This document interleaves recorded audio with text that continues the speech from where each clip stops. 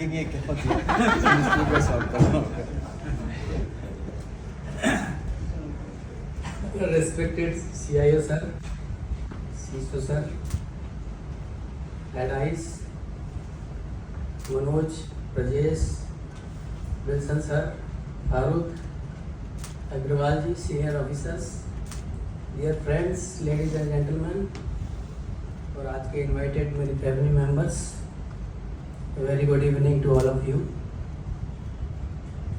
First of all, I would like to thank Miss Jyoti and Team HR for arranging such a nice farewell function and for helping me in fulfilling the requirements of papers of my superannuation. And I will also like to thank all of you for gracing the occasion, for making my day special. And I will like to tell you that आप सभी ने मुझे, ज़्यादातर लोगों ने यही बोला कि भाई तुम लग नहीं रहे कि रिटायर होने वाले हो, तो मुझे ये फीलिंग आ रही है कि शायद मैं रिटायर नहीं हो रहा हूँ, ऐसे लग रहा है अंदर से। ONGC के लिए मेरा मोटो रहा है, हर कर्म अपना करेंगे है ONGC तेरे लिए, दिल दिया है जान भी देंगे है ONGC तेरे लिए। तो मेरे 35 वर्ष के छोटे से कैरियर में मैंने 3 इवेंट्स ढूंढी हैं जो मैं आप लोगों के सामने शेयर करूंगा थोड़े मजाक के लिए। तो पहली इवेंट है जब शादी होकर हम लोग आए थे जम्मू, अभी 1 महीना हुआ था, तो एक दिन बॉस ने बोला क्या रे चौरसिया, तुम शादी करके आ गए ना, सब ठीक है? हमने कहा हाँ सर। बोले यार ऐसा है, शाहजहाँपुर में वो RABM में नहीं चल रहा है, तो आप ऐसा करो, आप ये स्पेयर कंट्रोलर रखा है तो आप ये लेके चले जाओ शाहजहाँपुर और वो कंट्रोलर चेंज कर दो, वो खराब वाला लेके आ जाना। तो मैंने कहा ठीक है सर। तो कंट्रोलर भी बहुत भारी था, काफ़ी बड़े साइज में था और 20 kg वेट, अब मेरा खुद का 50 kg से भी कम था। तो बात की वाइफ से, तो बोले ठीक है मैं भी चलूँगी साथ में।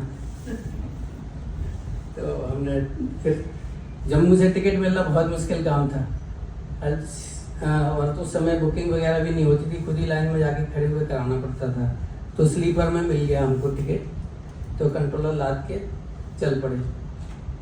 अब शाहजहाँपुर पहुँचे तो उस दिन तो कुछ नहीं, होटल में ही रहे। नेक्स्ट डे कंट्रोलर लेके पहुँच गए फील्ड में और लगाया कंट्रोलर।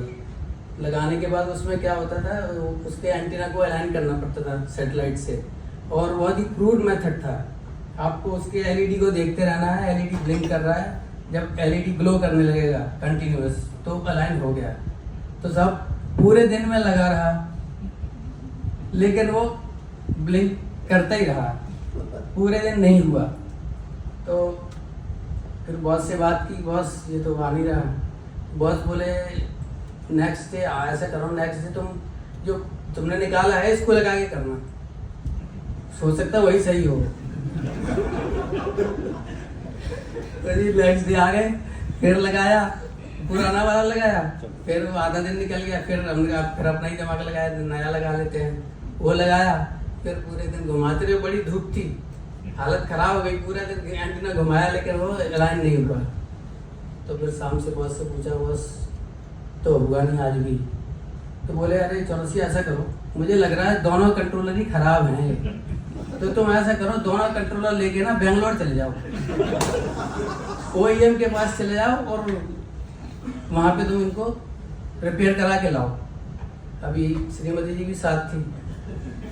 तो फिर जो हमने पहले तो टी एडवांस लेना पड़ता था, वो पैसे भी कम पड़ रहे थे, तो किसी तरह टिकट कटाया हमने और बेंगलोर की तरफ निकल गए। 2 कंट्रोलर लाद के, एक इन्हें भी लादा क्योंकि मुझसे तो उठ ही नहीं सकते थे। तो दोनों कंट्रोलर को, उसमें एक हमारे लिए फ़ायदा ये था कि बेंगलोर में एक हमारे रिलेटिव रहते थे, तो हमको ये था कि चलो वहाँ रुकने का तो है। तो दोनों कंट्रोल लेके बेंगलोर पहुँचे, फिर अगले 30 घंटे की जर्नी में बेंगलोर की। उसके बाद अगले दिन गए वही हम के पास, तो उसको दोनों कंट्रोलर दिए। तो बोले, मैंने पूछा कि ये कब तक होगा? बोले चेक करना पड़ेगा, 2-3 दिन तो लगेंगे। तो बॉस को बता दिया भाई से कि सर ये 2-3 दिन कह रहा है। मैंने उससे कहा भाई ऐसा है, आराम से कर दो, थोड़ा तो खाद मैं भी ले लूँ। कहा आप आराम से करो। और उन दिनों मोबाइल तो होता नहीं था, बॉस को फ़ोन करें, बॉस का फ़ोन आ ही नहीं सकता था। तो 7 दिन निकाले आराम से, पूरा बेंगलोर और आसपास की एरिया भी घूम लिए, करना पड़ा। तो इसके बाद कंट्रोलर सही हो गए, तो दोनों उठा के आ गए, जम्मू आके पहुंच गए। टीए बिल भर के दिया, तो बॉस ने कहा हाँ, ऐसे उठा के ऐसे रख दिया किनारे। तो 3-4 दिन हो गए। मैंने कहा बॉस टीए बिल तो कर ही दो। आप सबको पता है कि मैं ये साइन वाइन के बारे में बहुत ज़्यादा बॉस के पीछे ही पड़ जाता हूँ। तो बॉस जैसे मैं जाऊँ तो कुछ काम बोले, वो ये टेलीफोन देखो, वहाँ जाके ओटी चले जाओ, ये लीज लाइन क्यों नहीं आ रही है, कर ही नहीं रहे। मैंने कहा बॉस कर दी। बोले ये बताओ तुम 7 दिन कर क्यों रहे थे? तुम्हें तुरंत चले आना था, जब वहाँ पे टाइम लगना था। मैंने कहा सर आपको बताया तो था। तब जाके बॉस ने साइन किया। Incident number 1। अच्छा, अब दूसरा इंसिडेंट जम्मू का ही है। जम्मू में हमारे पास जो मल्टी कॉन्टैक्ट सिस्टम लगा था, उसको बहुत बड़ा एंटीना था, उसको डिसमेंटल कराया था। तो उसमें क्या हुआ था, जिस पार्टी को मिला नहीं उसने सीबीआई में कंप्लेन कर दी, तो केस वेस चल रहा था। तो मैं उस समय देहरादून में पोस्टेड था। तो जो इंक्वायरी ऑफिसर है उसने मुझे बुलाया कि आप जम्मू आइए और अपना बयान दीजिए। तो जब देहरादून से एक ही ट्रेन चलती है जलंधर के लिए, लाहौरी एक्सप्रेस। पहले वो लाहौर जाती थी, अब जलंधर तक ही जाती। तो लाहौरी एक्सप्रेस में फर्स्ट क्लास में मिल गया रिजर्वेशन, तो मैं बहुत खुश था, या आराम से फर्स्ट क्लास कूपे में बैठ के जाएंगे। तो जाके कूपे में गए तो वहाँ देखा एक फैमिली बैठी है, उनके बहुत सारे बच्चे हैं। जाके मैंने अपनी अटैची वटैची नीचे बांध दी। तो मैंने कहा, वो बोले कि एक हमारी सीट ना दूसरे कूपे में है, तो आप उधर चले जाओ, तो हम लोग आपस में यहाँ पे अच्छे से जाएंगे। मैंने कहा ठीक है। दूसरे में गए, वहाँ एक फैमिली थी और मैं था। तो देहरादून से चल के लश्कर आता है, तो लश्कर में उन दिनों इंजन चेंज होता था, यहाँ से निकलेगा फिर निकल के दूसरी साइड लगेगा। इंजन चेंज होके लगा, तब तक मैं लक्सर स्टेशन पे बाहर घूम रहा था। फिर जैसे ट्रेन चली तो जाके मैं बैठ गया, तो एकदम से धड़ धड़ करते हुए 8-10 लोग आ गए, हाथ में कट्टा लिए और नया से लगा दिया मुझे। हाँ, बोले 2 सब। मैंने कहा आप ऐसा है, कट्टा तो बगैर चलाए भी चल जाता है, इसको दूर करो। ये लोग आपको जो चाहिए। एक मेरी घड़ी थी जो मैंने अपनी पहली कमाई की घड़ी थी, मुझे बड़ा प्यार था उससे, लेकिन मैंने उसको दे दिया। फिर मैंने उसको अपना पर्स दिया, तो उन्होंने एक अच्छा किया, पर्स से पैसे निकाल लिए और आई कार्ड वगैरह बच गया। और दूसरे कूपे में क्या हुआ, उन्होंने मेरी अटैची पकड़ी, खींची जोर से, लेकिन वो टूटी नहीं, तो मेरा सामान बच गया। इसके बाद जी बहुत नाराजगी हुई यात्रियों में। तो हमने अगला स्टेशन आया रुड़की, तो हमने जिंदाबाद मुर्दाबाद किया, नहीं हम FIR लिखाएंगे, नहीं हम FIR लिखाएंगे, गाड़ी नहीं जाएगी। और जी बहुत लड़ने जोड़ने के बाद FIR, वो GRP रेडी हो गया, ठीक है FIR लिख लेंगे हम। गए तो वो बोले कि अच्छा कौन हिंदी कौन लिख लेता है? तो मैंने कहा मुझे आती है। बोले लिखो फिर FIR। तो सब क्या क्या हुआ था लिखा। फिर बोले अच्छा इस पर साइन करो। मैंने कहा क्या हुआ, थोड़ा डर तो लगता है। बोले नहीं, FIR लिखने वाले का साइन भी आता है। साइन लिख दिया। उसके बाद चले गए, सब काम हो गया। फिर उसके बाद क्या हुआ, 2 महीने बाद देहरादून में एक आ गया पुलिस वाला डंडा मारते हुए, सर जी वो पकड़े गए हैं जिन्होंने आपको लूटा था। अब आपको अपना सामान पहचानने के लिए और उन बंदों को पहचानने के लिए आना है रुड़की, क्योंकि रुड़की में FIR हुई थी। तो ये गए रुड़की, वो जो स्टेशन पे होता है GRP, बाहर एक बेंच पड़ी थी, बोले यहाँ बैठ जाओ। तो पूरे दिन बैठ रहा मैं बेंच पे, पानी भी नहीं मिला। बोले साहब वो जो जज साहब थे ना, वो कहीं और चले गए हैं, तो आज नहीं हो पाएगा, आप जाइए। ऐसे में सर रुड़की 5 बार गया। और मैं रुड़की जा रहा था, ये तो ऑफिशियल टूर था, तो मैंने अपने एचआर से बोला कि आप इसको मेरा ऑफिशियल टूर बना दो, कुछ पैसे मिल जाए। बोलते नहीं, ये आपका केस हो गया है, तो इसमें जो आपका एक्सपेंडिचर है ना, इसको जज आपको दिलवाएगा, जब सैंक्शन करेगा तब मिलेगा। तो आज तक नहीं मिले। उसके बाद सर इतना परेशानी हुई, फिर मैंने अपना बहुत जुगाड़ लगाया, इधर उधर किया, किसी तरह हाथ जोड़े कि मेरा नाम पर हटवा दो इस FIR से बस। और उसके बाद मैंने कसम खा ली कि आज के बाद FIR नहीं करना। तो हो गया। अब तीसरा लास्ट, आप लोग बोर तो नहीं हो रहे? तीसरा है कि मेरी पहली जर्नी बाय एयर जर्नी मेरी फर्स्ट। उससे पहले मैं बताना चाहूँगा, मैंने फर्स्ट टाइम एयरक्राफ्ट कब देखा। मेरा घर उसके पास है, खजुराहो के पास। तो जब मैं क्लास 9th में था, तो था यार एयर बाहर ऊपर तो उड़ते देखा है, पास से नहीं देखा। तो खजुराहो टाउन से और एयरपोर्ट तक पैदल गया, और वहाँ पे गार्ड से पूछा, वो सिक्योरिटी गार्ड, पहले इतनी सिक्योरिटी टाइट नहीं होती थी, उसने टर्मिनल के अंदर तो नहीं जाने दिया, बोला जहाँ से ट्रक जाता है ना तेल वाला, इधर दरवाजा बंद है, उसमें छोटी सी जगह है, यहाँ से देख लो। तो फर्स्ट टाइम वो प्लेन देखा। अब आ गई थी बारी बैठने की।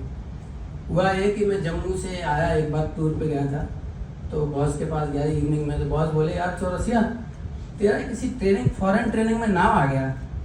तो मैंने सोचा मैं तो जम्मू में हूँ, कोई पूछ नहीं रहा, मेरा नाम कहाँ से आएगा। तो घर चला गया। फिर अगले दिन लौट कर आया, तो बॉस बोला हाँ अभी पता किया। मैंने कहा साहब मेरा नाम कैसे आएगा। बोले नहीं तुम्हारा नाम आ गया भाई, तुम जो पे जाओ पता करो। तो जो पे देखा जाके तो पता चला कि हाँ मेरा नाम है, और मेरे पास पासपोर्ट भी नहीं था।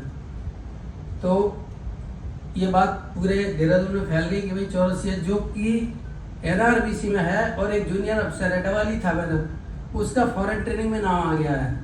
तो बहुत सीनियर लोग थे, उन्होंने सब एकदम रिप्रेजेंट कर दिया कि हाउ ही कैन गो, क्या हम यहाँ बैठे हैं, हम अभी गए नहीं हैं, सीनियोरिटी में हम ऊपर है, तो ये कैसे जाएगा।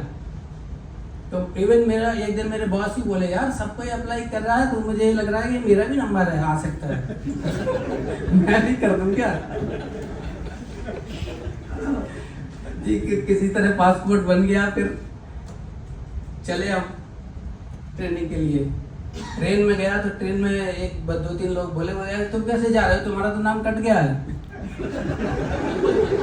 मैंने कहा सर नाम कट गया, लेकिन मुझे कुछ किसी ने बताया नहीं, तो मैं तो जा रहा हूँ, टिकट भी है। बोले नहीं, वहाँ तो ऐसा भी होता है कि प्लेन में बैठे हुए बंदे को भी उतार देते हैं। मैंने कहा अब जैसा है चलेंगे। अल्टीमेटली किसी ने नहीं उतारा। So that was my first journey by air, and thanks to ONGC वो फर्स्ट जर्नी थी USA की जर्नी। पहली जर्नी प्लेन में USA, वो भी डबल डेकर प्लेन। तो बस मजा आ गया। Thank you very much. अब मैं अपने OT परिवार के सदस्यों के बारे में 2 लाइनें बोलना चाहूँगा। OT की हर टेक्निकल समस्या का समाधान है इनके पास। न्यू टेक्नोलॉजी इम्प्लीमेंट करना हो या वर्क सेंटर की सभी requirements to the satisfaction of user complete करना हो, हमारे OT का दर्पण है ये हमारे OT AI टास्क फोर्स की नींव है। ये है OT के हनुमान मिस्टर सूरज मिश्रा।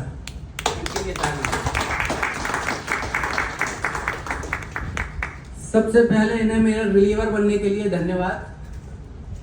इनके होने से मैं निश्चिंत होकर रिटायरमेंट ले सकता हूँ, क्योंकि अंगद की तरह कॉन्फिडेंस है इनका। जहाँ हाथ रख देते हैं, मतलब जिस काम को ये हाथ में पकड़ लेते हैं, उस काम को होना ही पड़ता है। तो ये है हमारे OT के अंगद, मनीष गौतम। हमारे न्यू टेक्नोलॉजी स्काउटिंग गाइड हैं, अपने आप को टेक्निकली बहुत ही अपडेटेड रखते हैं। AI में भी अच्छी पकड़ है। So thank you for sharing your views mister Najmuddin, जो अभी है नहीं हमारे पास।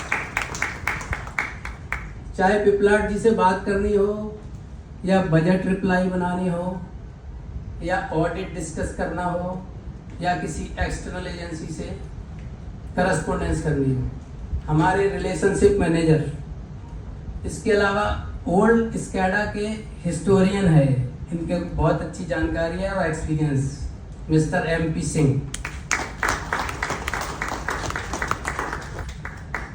जब ये OT में आने वाले थे तो हमारे मन में कुछ दुविधाएं थी, कुछ डाउट्स थे, क्योंकि रमेश सर इनको लेकर आ रहे थे तो हमको ये भी लग रहा था कि ये तो हमको टेंटरहुड पर रखने वाले हैं।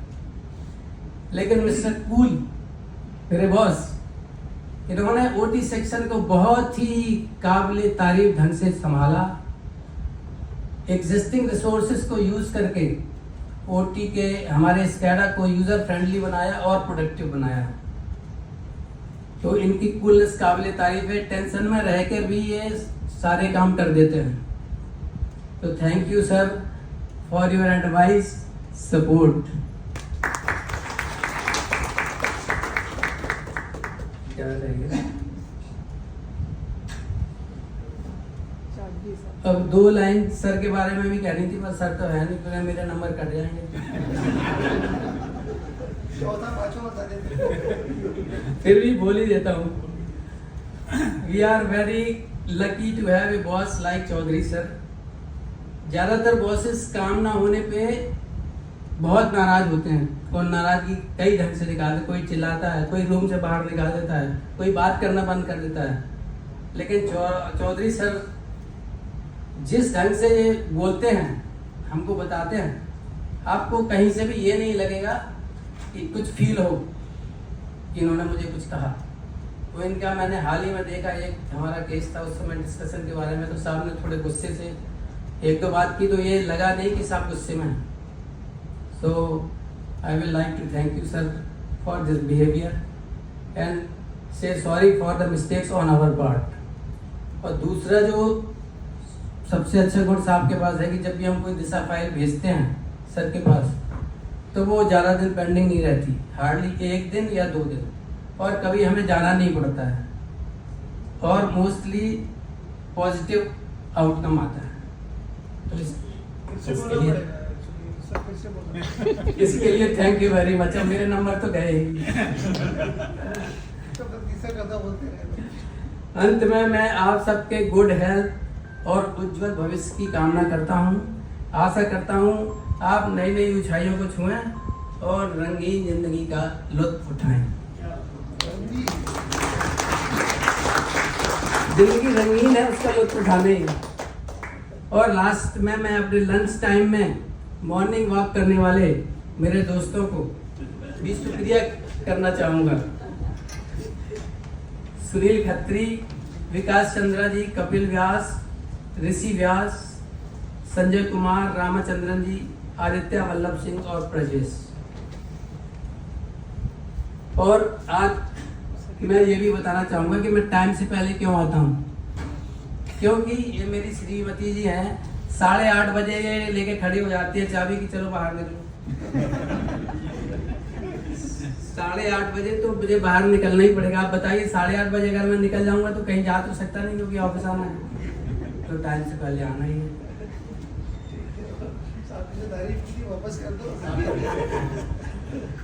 तो thank you very much to all of you. I think it's at what I wanted to say. Thank you.